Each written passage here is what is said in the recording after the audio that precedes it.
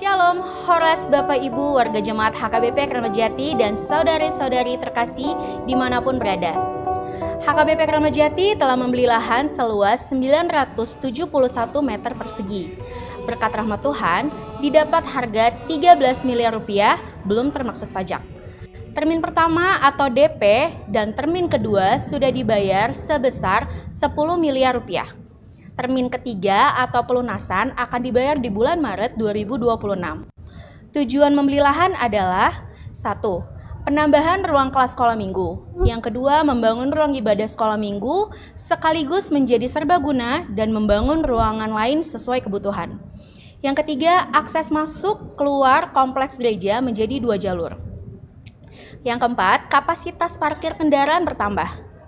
Untuk mendahulukan pembayaran, panitia telah mendapat pinjaman tanpa bunga atau pinjaman lunak dari warga jemaat HKBP Kramat Jati dan pihak luar.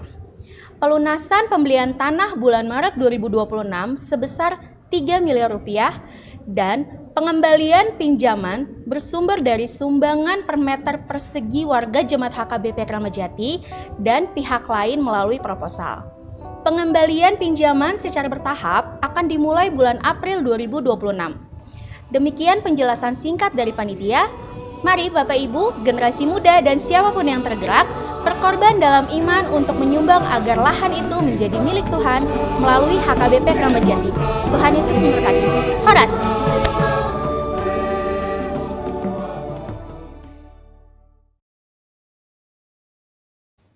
Salam bagimu yang dikasihi Tuhan. Kasih karunia dan damai sejahtera dari Allah Bapa dan dari Tuhan Yesus Kristus menyertai saudara-saudara. Amin. Marilah kita mendengar firman Tuhan dari Yohanes pasal 20 ayatnya yang ke-29. Demikian disebut. Kata Yesus kepadanya, "Karena engkau telah melihat aku, maka engkau percaya. Berbahagialah mereka yang tidak melihat namun percaya." Saudaraku, hari ini kita menerima contoh seorang yang pintar beriman, seorang ilmuwan, seorang yang berpikir logik bagaimana beriman, yaitu namanya Thomas. Seringkali kita melihat Thomas ini menjadi orang yang kita anggap skeptis, kita anggap tidak punya kepercayaan, ragu-ragu. Karena dia mengatakan, aku tidak percaya sebelum aku meletakkan jariku di bekas luka di tangan Yesus itu. Sesungguhnya, Thomas ini adalah seorang yang benar-benar menggunakan berfikirnya. Bagaimana mungkin orang yang sudah dikubur bangkit kembali? Itu nggak pernah dalam sejarah. Jadi itu boleh dikatakan dongeng. Dalam percakapan kalau disebut ada orang meninggal, orang mati, hidup kembali. Nah, lalu untuk membuktikan bahwa itu benar-benar hidup, dia bilang, saya mau cucukkan jari saya ini ke dalam bekas lukanya itu, baru saya percaya. Itu kan sangat logik kan? Jadi sangat bagus, bukan? Dan Yesus memenuhinya. Yesus menjumpai mereka. Lalu Yesus mengatakan, Thomas, letakkanlah jarimu ke dalam lukaku ini, supaya kau percaya. Dan jangan lagi kau tidak percaya, katanya. Lalu Thomas meletakkannya. Kemudian Thomas mengaku, ya Tuhanku, ya Allahku. Itu adalah pengakuannya setelah pembuktiannya terjadi. Setelah logika yang dia pikirkan benar-benar terjadi. Lalu dia mengaku, ya Tuhanku, ya Allahku. Itu adalah sebuah komitmen yang dibangun atas logika yang tangguh, logika yang kokoh. Jadi bukan logika ece-ece, Dia benar-benar membuktikannya. Dan itu terjadi. Lalu setelah itu, Yesus mau menolong generasi berikutnya, orang-orang berikutnya, dengan ungkapan teks yang kita baca tadi. Kata Yesus kepadanya, karena engkau telah melihat aku, maka engkau percaya.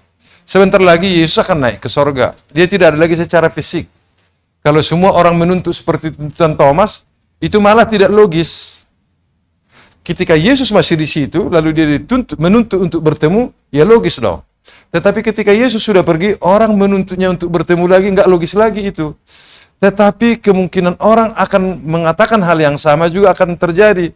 Oleh karena itu Yesus mengingatkan mereka, memberikan teks ini. Berbahagialah mereka yang tidak melihat namun percaya. Ini menjadi kuncinya. Jadi percaya itu adalah sesuatu hubungan yang dinyatakan kepada Tuhan.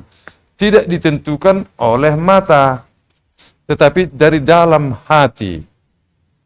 Jadi banyak orang percaya dalam kisah-kisah Alkitab kita tahu, percaya karena mendengar. Karena mendengar Tuhan berfirman, karena Tuhan berbicara. Sama seperti Maria misalnya. Ketika malaikat Tuhan datang mengatakan bahwa dia akan melahirkan anak, dia percaya. Karena dia mendengar. Dia mendengar Tuhan berfirman, maka dia percaya. Berbahagialah mereka yang tidak melihat, namun percaya. Jadi yang utama yang kita andalkan adalah percaya. Dan percaya itu akan membangun kekuatan baru bagi kita untuk berbahagia. Jadi dorongan yang kuat dari percayalah yang melahirkan kita bahagia.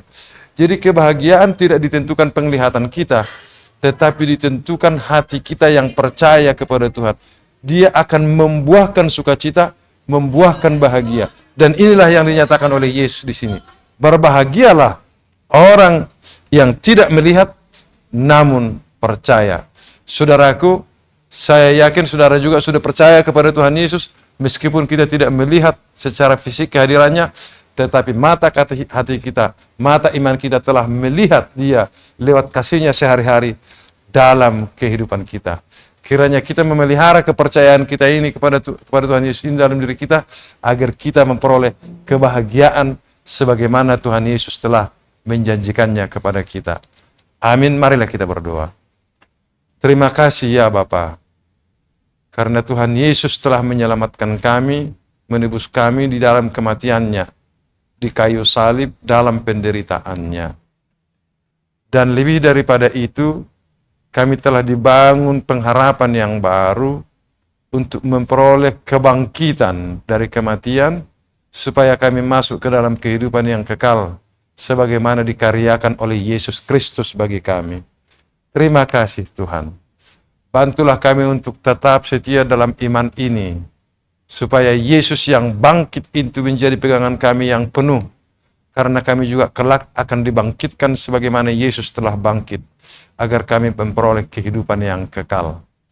Ya Tuhan, kiranya kepercayaan sedemikian itu boleh bertumbuh dalam diri kami atas pertolongan-Mu, di mana Roh-Mu yang kudus membuatnya bertumbuh menjadi iman yang tangguh, yang kuat, yang kokoh, hingga berbuah, membuahkan sukacita, membuahkan kebahagiaan, membuahkan damai sejahtera dalam diri kami dan dalam diri setiap orang yang ada di sekeliling kami. Sepanjang hari ini ya Tuhan, biarlah iman kami kepadamu turut dalam kehidupan kami, sebab dengan itulah Engkau memberikan kami kebahagiaan sepanjang hari ini lewat pekerjaan kami sehari-hari. Dan biarlah kiranya kehadiran-Mu juga di dalam pekerjaan kami itu melahirkan kebahagiaan baru bagi kami semuanya sepanjang hari ini. Dimuliakanlah nama-Mu ya Bapa, oleh karena Yesus Kristus Tuhan kami. Amin. Anugerah Tuhan Yesus Kristus, kasih setia Allah Bapa, dan persekutuan dengan Roh Kudus menyertai saudara hari ini sampai selama-lamanya. Amin. Demikian saudara-saudara, semoga harimu baik hari ini, Tuhan memberkatimu, pekerjaanmu tetap diberkati, dan hidupmu dilindungi oleh Tuhan. Terima kasih.